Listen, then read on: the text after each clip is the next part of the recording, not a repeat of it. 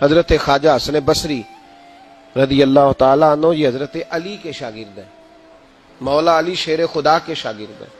اور ایک روایت ایسی بھی ملتی ہے کہ بچپن تھا ان کا تو نبی پاک کے گھر چلے جاتے تھے. تابعی ہیں، بہت چھوٹے تھے جب حضور کا وصال ہوا، صحابہ کے شاگرد ہیں.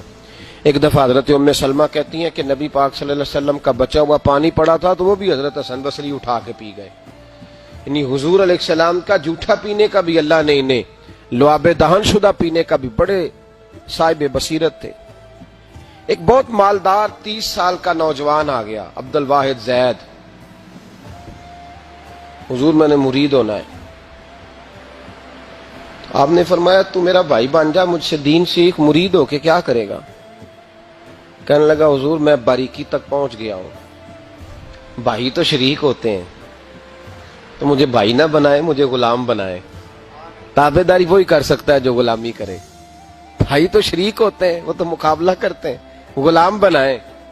تو حضرت حسن بصری، حضرت عبد الواحد بن زید رحمۃ اللہ علیہ فرماتے ہیں میں کروڑ پتی تھا، ہیرے جواہرات کا ٹھکانہ ہی نہیں تھا. تو حضرت حسن بصری رحمۃ اللہ علیہ فرمانے لگے تیرا میرا سٹیٹس ایک نہیں، تو میرا غلام کیسے بنے گا؟ تیرے گھر میں تو خود 20 غلام ہیں، تیرا میرا سٹیٹس نہیں.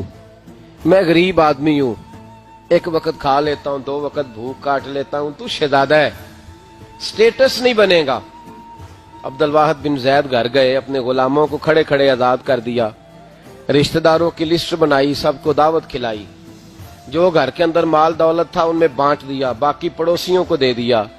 جو کپڑے پہنے ہوئے تھے وہ بھی اتار کے صدقہ کیے. ٹاٹ کا لباس پہن کے حضرت حسن بصری کے سامنے آ کے کھڑے ہوئے.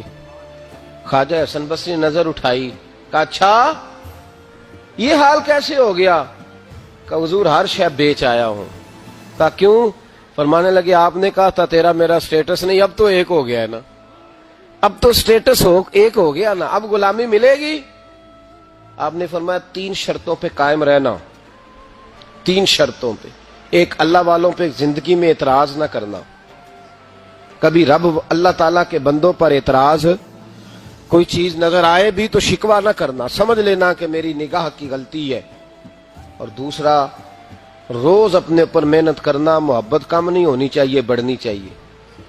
اور تیسرا فرمایا مجھے کہنے کی ضرورت نہ پڑے، کہنے کی ضرورت، تجھے اشارہ سمجھ جانا چاہیے. عبد الواحد بن زید کہنے لگے حضور ملے گا کیا؟ آپ فرمانے لگے یہ تیرا مطالبہ بھی غلط ہے، وہ تو بعد کی بات ہے، ملتا کیا ہے. غلامی میں آ گئے. فرماتے ہیں 30 سال نوکری کی حضرت کی، 30 سال. لوگ کہنے لگے بابا پھر ملا کیا؟ فرمانے لگے تم نے بھی مطالبہ غلط کیا ہے، یہی تو میں کر بیٹھا تھا. کہا ملا کیا؟ آپ فرمانے لگے میرا اس وقت حال یہ ہے کہ لوگ دعا کر کے رب سے لیتے ہیں، میں دعا نہیں کرتا، ابھی میں سوچتا بھی پورا نہیں، میرا رب وہ چیز پہلے مجھے عطا فرما دیتا ہے. اور بغداد کے لوگ کہتے ہیں بغداد میں قحط پڑ گیا، بارش نہیں ہوتی تھی، بارش نہیں ہوتی تھی. کٹھے ہو کے سارے گئے، آپ بغداد آئے ہوئے تھے، کٹھے ہو کے لوگ گئے.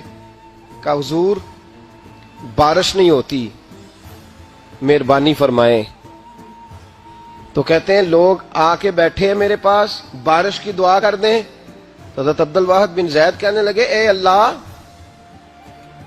تجھے پتہ ہے یہ میرے دروازے تک آگے پہنچ گئے، ابھی تک بارش نہیں آئی، اور لفظ پتہ کیا ہے؟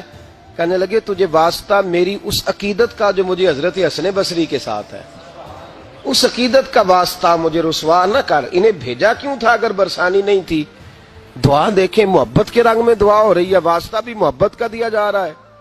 بغداد کے لوگ کہتے ہیں بس حضرت کے جملے بھی پورے نہیں ہوئے، رب کریم نے بارش عطا فرما دی، جملے بھی پورے نہیں ہوئے، اللہ نے بارش دے دی.